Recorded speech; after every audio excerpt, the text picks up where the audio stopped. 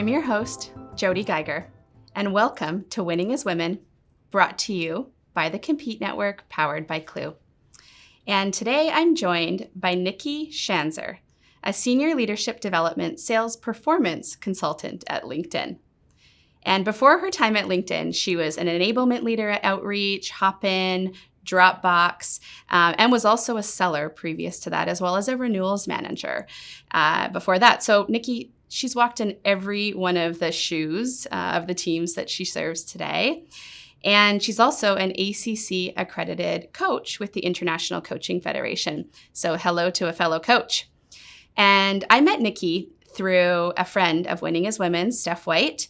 And Steph said to me, Nikki is known for her authentic presence and her generous insights and the community that she fosters. And I said, well, let's get this amazing woman on the show.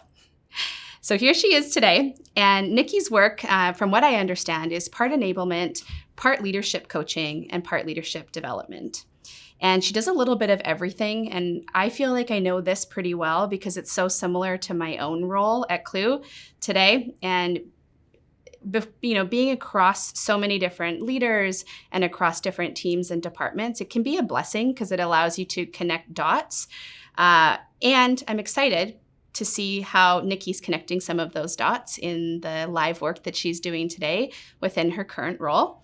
And Nikki, I know that she takes, from an earlier conversation we had, she takes her role as an enabler and as a coach and really as a leader to heart.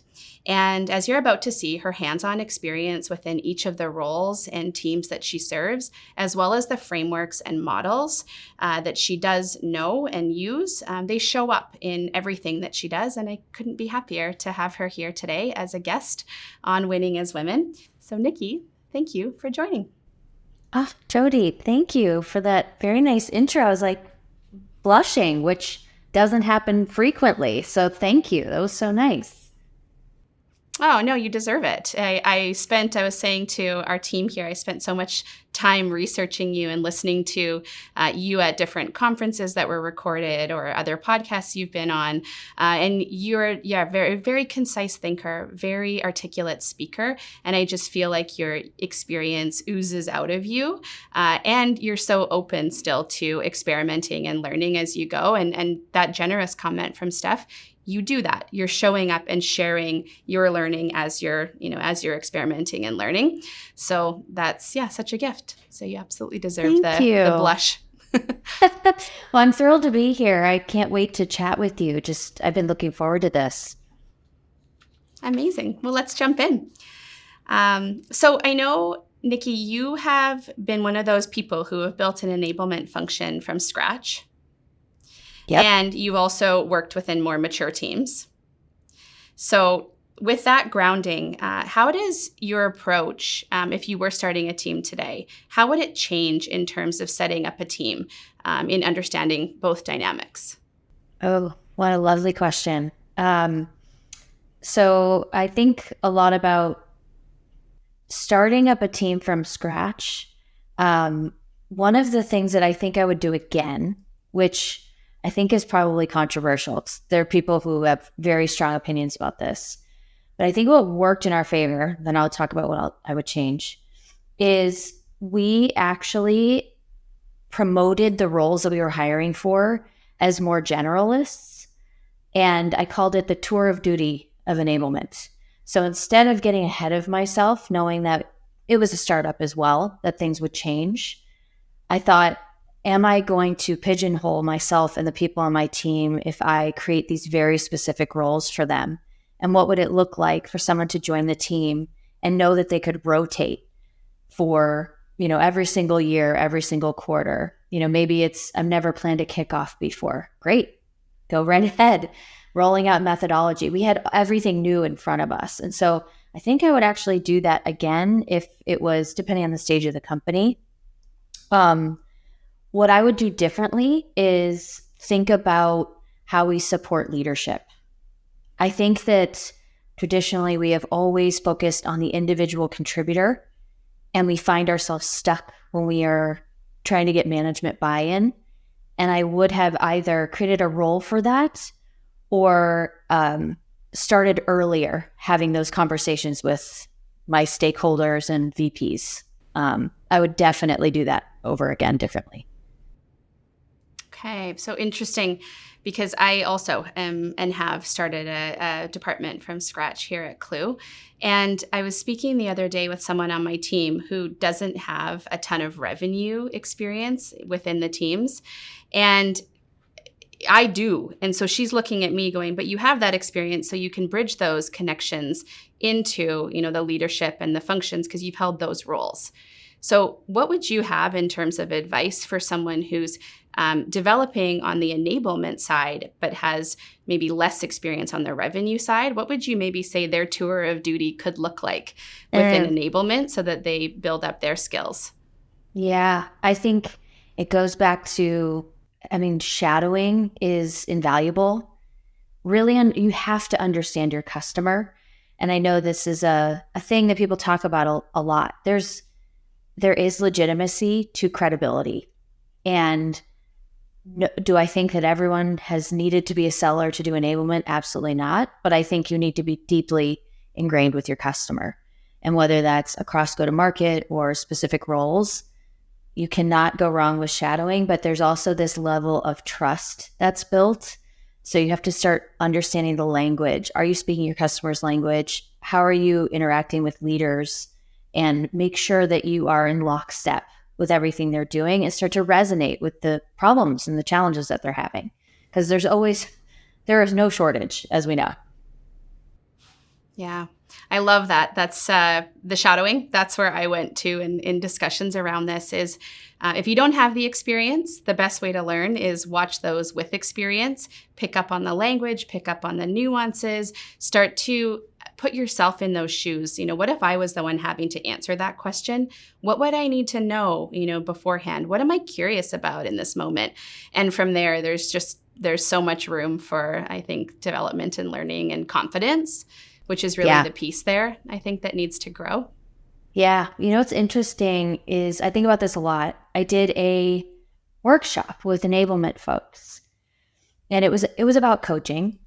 And I noticed that when we went to the breakouts where you actually had to practice coaching, like 90% of the people dropped off.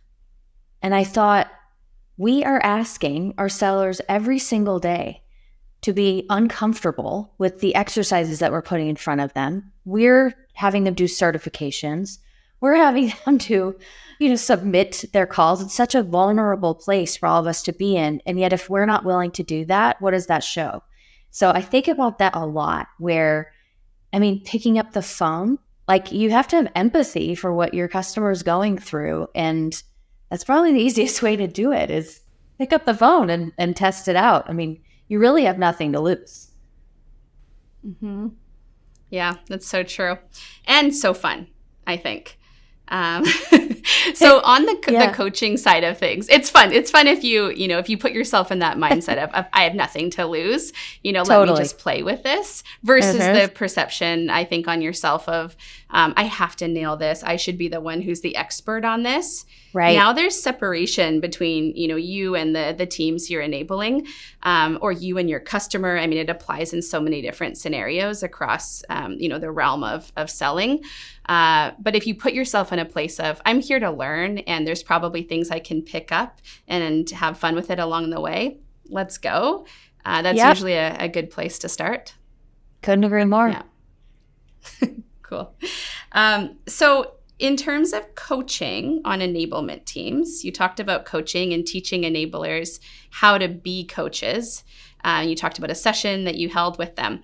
I'm curious because there was an interview that you were in recently where you talked about managers showing up as coaches and that line and even asking the question or setting the expectation, is this a coaching conversation or is this a moment where you're looking for direction? So I hear that from a manager perspective, but I'm also wondering and I agree with that wholeheartedly, but I'm also curious on the enablement team side, where do you see coaches showing up as having roles within an enablement function? Yeah, I think from an enablement perspective, what's interesting is when we're in this macroeconomic environment, all of a sudden you go from programmatic work to like in the weeds work, A lot of times people expect you to be a coach, even though that might not have been the expectation ever.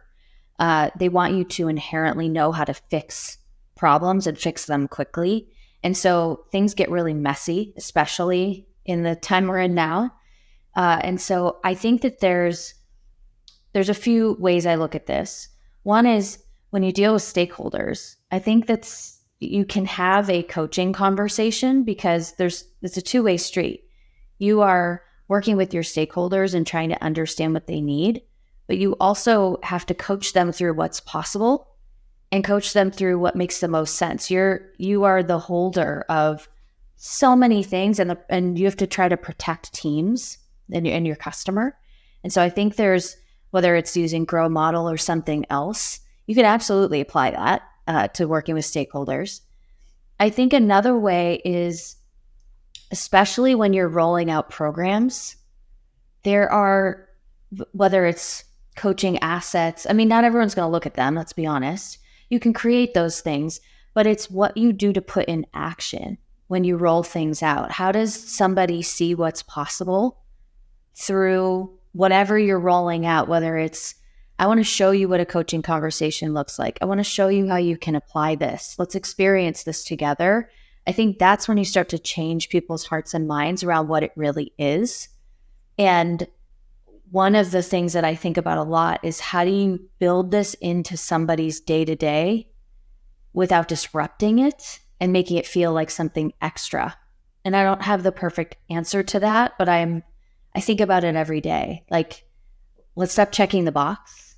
Let's show up in the way that we want to have others show up. Like, how do we lead by example is a lot of what I'm thinking about. And it's hard. It's really hard to do.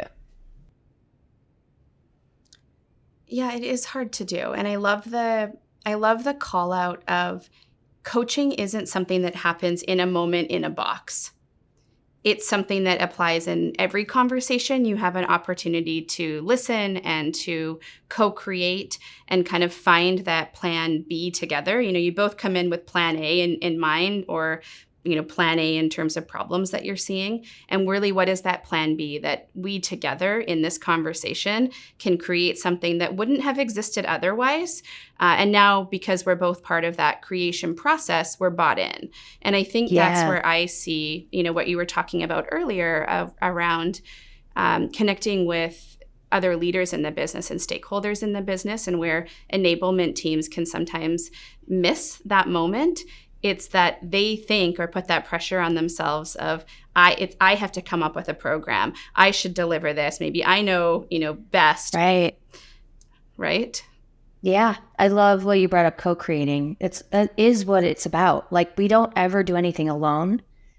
And if we are building something in a silo without our customers or stakeholders, what are we doing?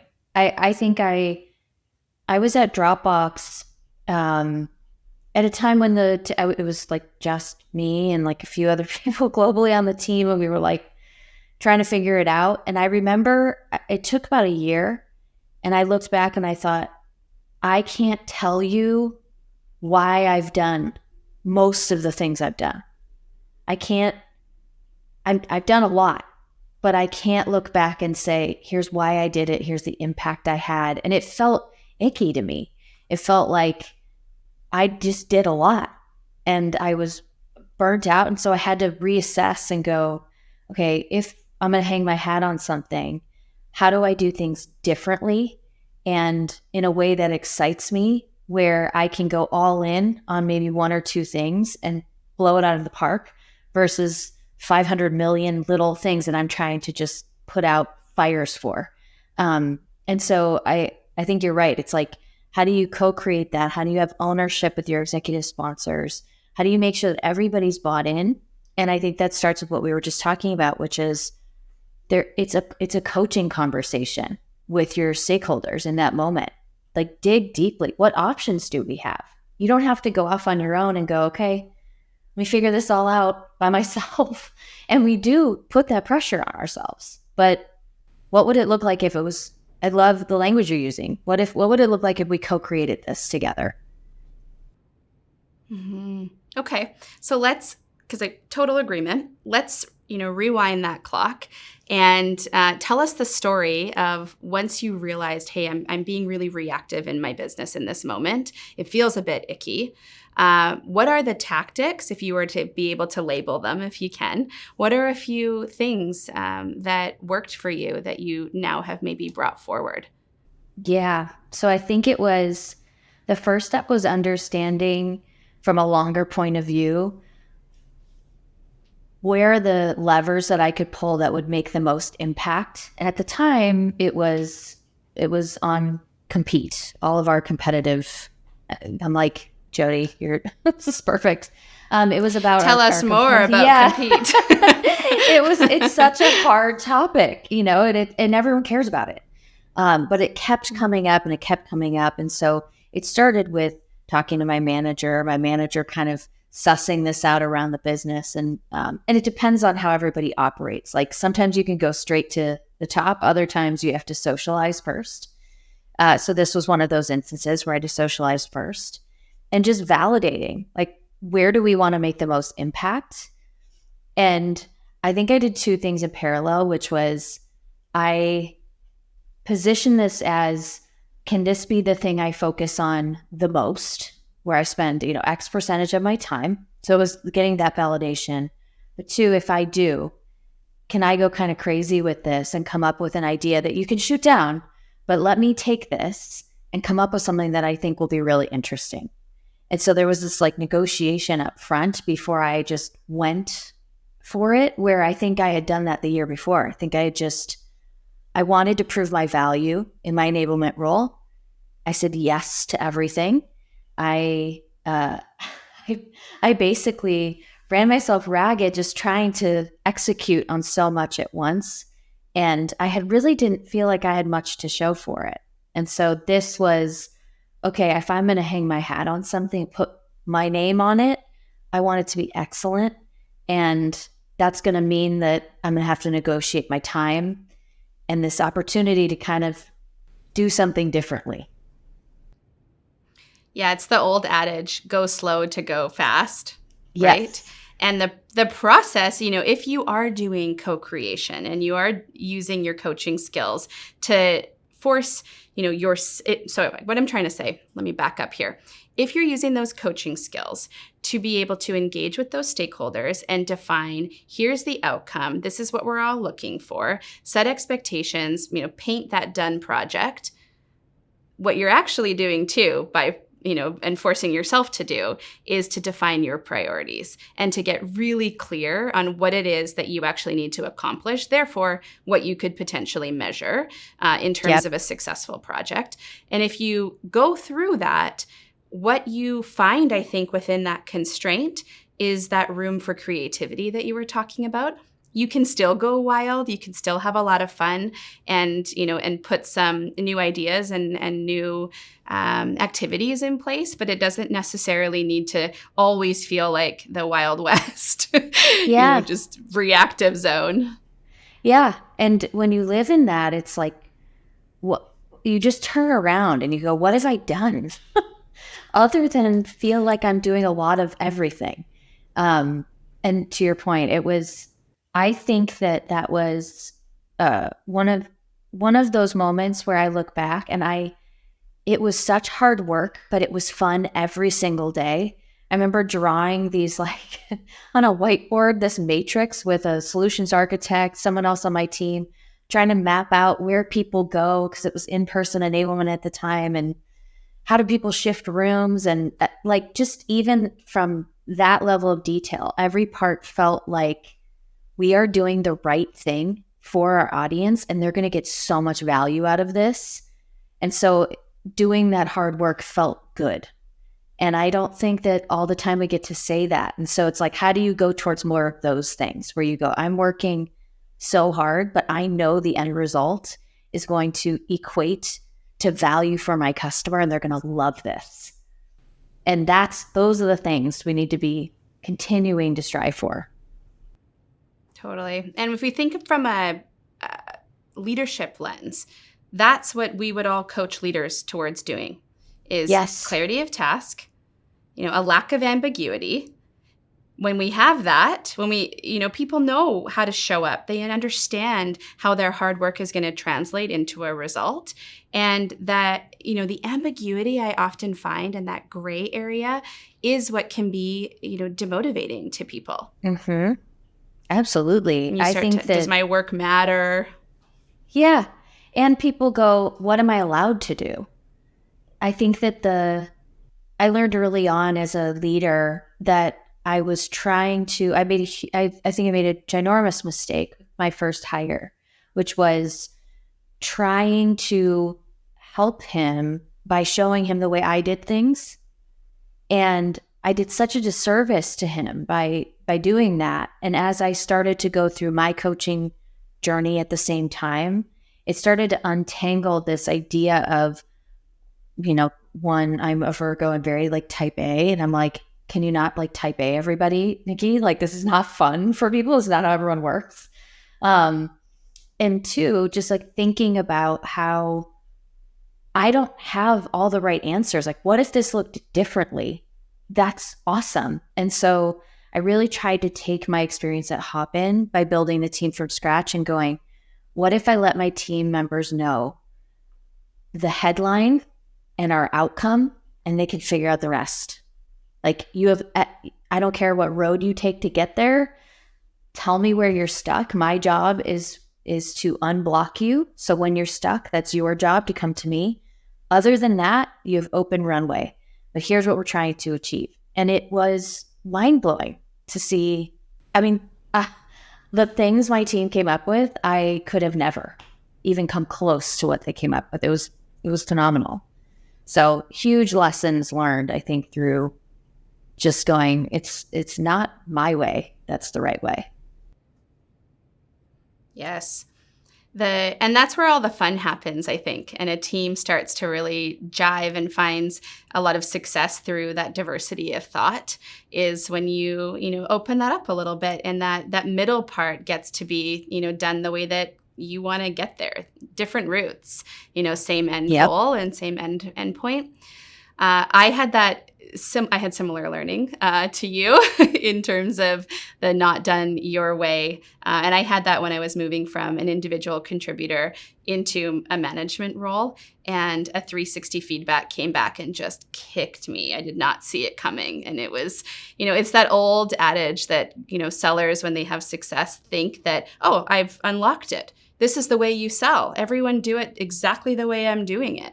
And the 360 feedback for me came back and was basically like, you do it your way. I'm not you. So the questions you get away with asking, when I ask them, it doesn't work. You need to, open this up and stop being so directive. And I was like, whoa. That was painful. And it took me a while, but yes. Yes. Totally. Yeah. So yeah, those are those moments, especially when you're not expecting it. And later on you go, oh, wow, what a gift. Like, I'll share that when I was selling, my manager joined my call, and it was very new. It was like my first time selling SaaS. I didn't know what I was talking about. I'm like, I don't know what an API is. Like, I have no idea what I'm talking about. And after the call, as a manager does, he said, how do you think that went? And I was like, I think it went pretty well, blah, blah, blah. And he goes, you were spiraling out of control. And I thought, I will never forget it, because I was like, did I just, like, I knew he was right when he said it. And I thought, why did I think that I could get away with, like, just kind of fluffy, like, yeah, I think it was fine. It's like, no, he was going to tell you the truth. And and it hurt so much worse. But I will never forget what a gift that was, because I can tell you, I was never as bad after that. I didn't spiral quite that way ever again. And I probably would have had he not just stopped me and said, no, that was not good. And it's okay. Mm-hmm. Yeah. So I hear you. It's like, but it feels shocking, even though you kind of like know in the back of your mind, it's like, wow. Yeah. and those are those moments that we then learn. And I think that, I don't know if you have this experience as a coach, but those moments for me can also be those goalpost moments, or I don't know, signal moments for me. And I have a similar story where someone who was newly promoted into leadership, I was coaching them. And one of the first sessions that we had, they said, I'm excited. I've totally dialed this selling thing. I know how we succeed in this market. Like, let's go. I can't wait to get in with my team. I mean, I know exactly how to get this done. And I had that moment in my head where, you're talking to yourself and observing yourself in that moment. And I was like, do I say, wake up? That's not the way to do this. You're in for a rude awakening. Or do I, ask questions for them to try to get to that point of understanding, which I chose to do. They still didn't get there. And so sometimes, and they didn't get there until probably 6 months later. And then they came to me and they're like, oh my gosh, I've been thinking that my way is the way. And I was like, oh, interesting. Like, I know. I witnessed that 6 months ago. Yeah, but we have to, sometimes we have to learn those lessons ourselves for them to become real and recognize them in others. So switching gears a little bit, if we can, the last time that we chatted, you mentioned something to me that gave me shivers. And I knew that you were kind of live in the work, and I wanted to still make some space for us to tap back into that, because now it's been a bit of time to see where you're at in your thinking. But you said to me that you were working on a sales process and maybe a sales renewal process, and you were looking at the different sales stages. And the thing that gave me shivers that you said is, every company is doing this wrong. Do you remember saying that? Yes. Because I think about it all the time. Yes. And I still believe that. Okay. Expand. Okay. So I want everybody to visualize the thing that they see all the time, which is a laminated. Typically, it's like laminated, and it has a bunch. It's like a table format, and it says stage 1, stage 2, stage 3. And then it says what happens in the stage. And then it says, here's your exit or entry criteria into this stage to the next stage. And I've worked on 4 of these at 4 different companies. I've worked on a sales process project. And I think it took me 4 times, but I finally had my aha moment, which is that I believe that a sales process does not benefit a rep or a leader. It benefits the business. And unless we flip it on its head, which is more of the, whether you want to call them softer skills or truly make it about the customer, it's instead of I need this criteria in order to do this thing, it's what are the meaningful conversations that I need to be having with my customer? How often should I have them? When should I have them, like based on what I'm hearing? What are the indicators that I need to pivot? And if we can teach, we roll out pitch decks and new messaging and all this. It's like, if we're not connecting the dots and creating this woven story for our field and for our leaders, it becomes a mapped out process that feels like no one's going to follow it because they don't want to. They don't like being in the system. Not to say that they shouldn't be. I very much believe that everyone should be in their CRM. But I just think that like we've been setting parameters that don't apply to our customers in the right way. And I've seen customer buying journeys and all of that, but I think we're looking at it the wrong way. I think we have to start with the conversation.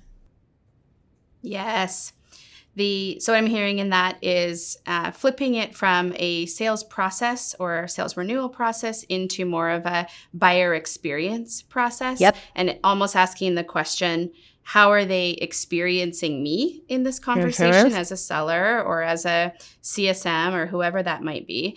And then what do I need to ask, not even to, find out intel, but what am I asking so that I understand? And it makes me think that a difference with more experienced sellers is that they're asking questions to understand the emotion and the politics and, personal motivation.